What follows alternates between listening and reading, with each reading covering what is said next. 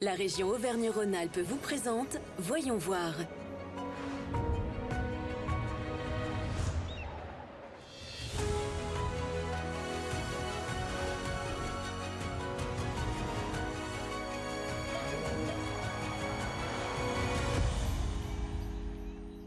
Au moment où se tient le Salon international de l'agriculture à Paris en cette fin février, la profession traverse une profonde crise qu'elle fait savoir sur l'ensemble du pays.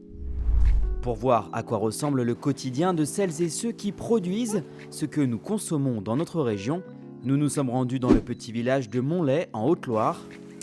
C'est ici que Laurine Rousset élève son cheptel de vaches laitières.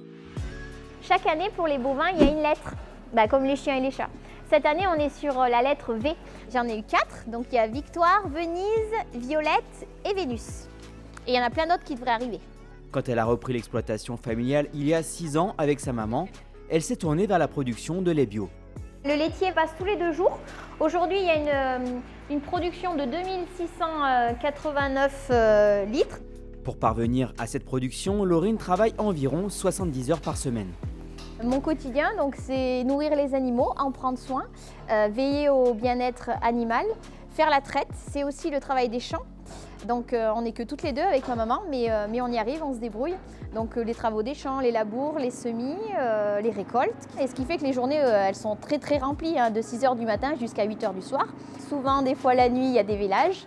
Donc ça aussi, ça fait partie du métier, mais tirer un veau quand tout se passe bien, c'est la plus belle des choses. Laurine aime passionnément ses animaux et son métier, mais son quotidien s'agrémente aussi de plusieurs frustrations. Quand je me suis installée, c'est vrai qu'on prônait énormément l'agriculture biologique. Sauf qu'aujourd'hui, je pense qu'on est un petit peu dans une impasse où on voit que le consommateur n'arrive pas à avoir le pouvoir d'achat pour répondre à cette offre. Et finalement, mon lait, il est collecté avec le conventionnel puisqu'il n'y a pas le débouché derrière. Donc là, c'est vrai que je me pose beaucoup de questions. Il y a de la place pour tout le monde. Ce qui compte, c'est de pouvoir vivre de son métier. Donc quand on lance les jeunes, et moi quand je me suis lancée dans une production, ce qu'on demande, c'est de la pérennité et pouvoir en vivre. Laurine souhaiterait aussi que les règles soient parfois moins contraignantes et arbitraires. Elle a par exemple appris récemment que la parcelle située juste devant l'exploitation ne pourrait plus accueillir les vaches pour pâturer car désormais classée en zone humide. Ce qui est frustrant, c'est que ce sont des gens qui ne sont même pas venus sur le terrain pour voir ça. Et vous voyez comme moi, il n'y a pas d'eau là. Donc si moi, je me suis installée il y a 6 ans, demain je ne peux plus faire pâturer mes vaches ici. Grosse contrainte de travail, grosse contrainte financière. Il y a eu des manifestations parce que tout ce non-sens, on ne comprend pas. Et moi la première. Des règles qui s'accompagnent aussi d'une grande paperasse administrative, car elle doit enregistrer tous les soirs ce qu'elle fait sur ses parcelles. Pour dire que j'ai mis tant d'épandeurs sur tant de surface pour ne pas dépasser les normes nitrates. Or, il y a une chose qui a été mise en place, c'est la PAC en 62. Il y avait 2 choses primordiales. La première, produire, et ensuite assurer un revenu. Et aujourd'hui, on ne s'y retrouve pas. C'est pour ça que, il arrive un moment, il y a eu cette fracture entre le monde agricole, les campagnes et cette politique. Heureusement pour Laurine, tout n'est pas négatif sur le plan administratif, car elle bénéficie aussi de coups de pouce. Vous allez voir dans la seconde partie comment la région Auvergne-Rhône-Alpes l'a accompagnée pour s'installer et se développer. Faisons entre-temps une petite parenthèse pour découvrir une autre exploitation dans l'Allier. Des noisettes bourbonnaises. Cet automne, on a récolté environ 18 tonnes de noisettes en coque. Là, il nous en reste à peu près une douzaine de tonnes.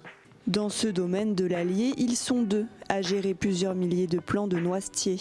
Donc en fait, on surveille, on voit que les chatons sont complètement déployés. Donc là, le pollen s'est complètement libéré. Donc ça, le chaton, c'est la fleur mâle. Un projet initié suite à une reconversion. Créée en 2017, la structure réalise aujourd'hui ses propres produits. Des noisettes caramélisées aux pâtes à tartiner. Donc tout n'a pas été forcément très simple parce que les rendements n'étaient pas forcément à la hauteur au démarrage du projet. Et après, rapidement, on a commencé à faire de la transformation pour augmenter la valeur ajoutée du produit et on va dire se détacher du schéma productiviste où on cherche beaucoup de rendement, intensifier les cultures. On a fait le parti pris justement de vouloir se détacher de toute cette pression d'être maître de notre produit. Une indépendance acquise grâce à d'importants investissements.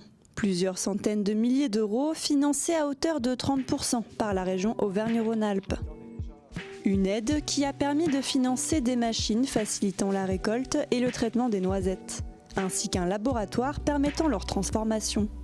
Il y avait déjà le plus gros bloc, c'était la mesure diversification qui a permis l'achat des plants, toutes les machines qui permettaient de réceptionner le matériel autre que le laboratoire.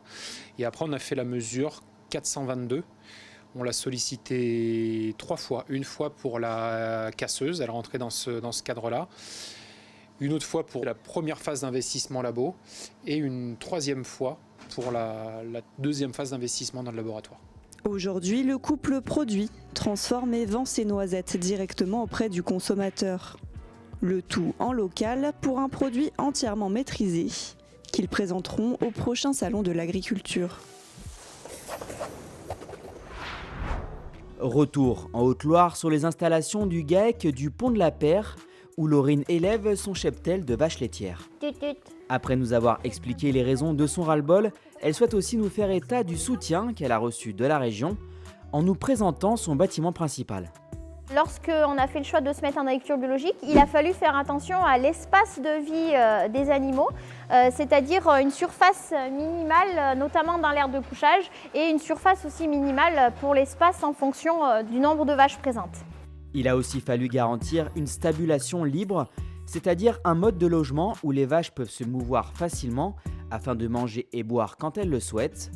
Quand elle s'est lancée, Laurine a perçu la dotation Jeune Agriculteur pour avoir de la trésorerie et réaliser des investissements.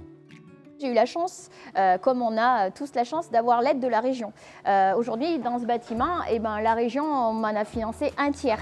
Avec ce bâtiment, j'ai fait travailler une équipe de charpentiers, j'ai fait travailler des maçons, j'ai fait travailler un électricien. Donc tout ça, c'est une économie locale et je pense que la région l'a bien compris puisque c'est de l'argent qui n'est pas perdu. Et puis, la concrétisation, c'est que grâce à l'aide de la région, donc j'ai pu mener à bien mon projet. Et aujourd'hui, on a fait une étude récemment avec ma maman en GAEC. On nourrit 1655 personnes grâce à cet outil de travail. Donc ça, je pense que c'est la meilleure récompense pour la région qui aide les agriculteurs. Des aides pour construire les bâtiments, mais également pour clôturer les parcelles à l'extérieur. Sur des terres de plusieurs hectares, Laurine avait besoin de créer des délimitations qui chiffrent vite. J'ai fait un investissement quand même de 12 000 €.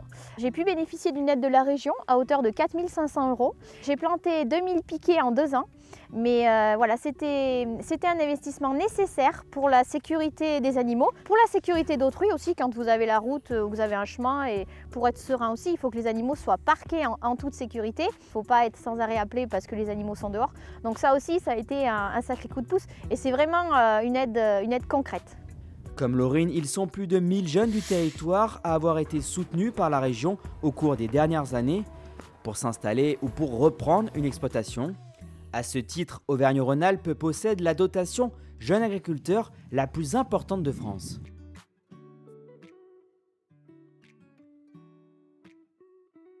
La région Auvergne-Rhône-Alpes vous a présenté Voyons voir.